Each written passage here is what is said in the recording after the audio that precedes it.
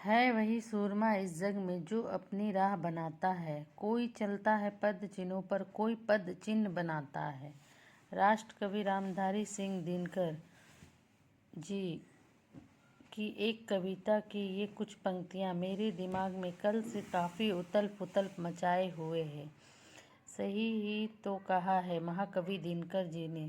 इस पूरे संसार की अगर जनसंख्या की गणना की जाए तो अरबों खरबों की जनसंख्या होगी, लेकिन अगर सफल व्यक्तियों की गणना की जाए तो कुछ मुट्ठी भर लोगों के नाम ही सामने आएंगे।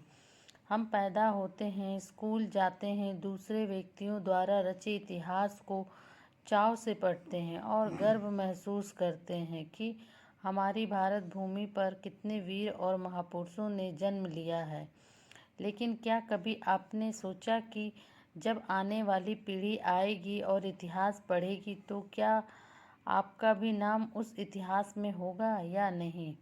शायद नहीं, क्योंकि हम सिर्फ इतिहास पढ़ते हैं और इतिहास बनाने वाले वो और ही होते हैं जिनमें जुनून कूट कूट कर भरा होता है, जिनको हारना किसी भी शर्त पर मंजूर नहीं होता। ज़रा याद कीजिए अपने पूर्व राष्ट्रपति अब्दुल कलाम आज़ाद जी को। बचपन जब छोटे थे तो खर्चा चलाने के लिए साइकिल पर अखबार बांटा करते थे। कौन जानता था कि यही बच्चा आगे चलकर मिसाइल मैन बनेगा। ऐसे लोगों के जीवन से ही इतिहास बनता है।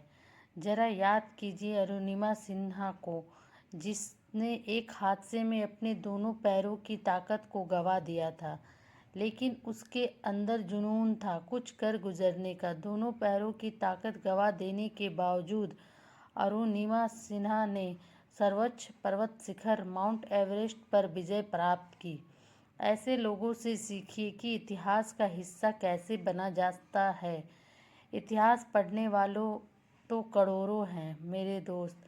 आज आप पढ़ते हैं, कल कोई और पढ़ेगा, लेकिन इतिहास लिखने वाला कोई कोई ही होता है। आप भी सफल हो सकते हैं और आप भी कुछ बड़ा कर सकते हैं, लेकिन इसके लिए आपको अपना नज़रिया बदलना होगा।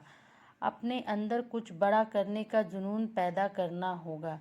खुद पर आत्मविश्वास रखकर दृढ़ संकल्प लेना होगा कि हम भी कुछ बड़ा करेंगे। याद रखिए, सफल होना उतना आसान नहीं, लेकिन इतिहास गवाह है कि प्रयास करने वालों ने हमेशा सफलता को प्राप्त किया है।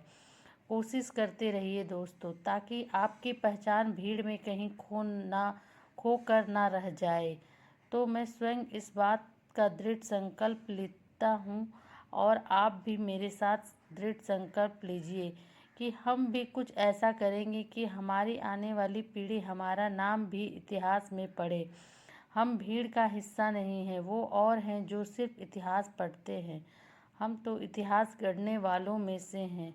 अगर आपके दिल में भी ऐसी ही आवाज़ आए तो मेरे साथ संकल्प लेते हुए नीचे कमेंट बॉक्स में लिख दीजिए कि आज के बाद हम पूरे दिलो जान से मेहनत करेंगे और एक नया इतिहास गढ़ेंगे।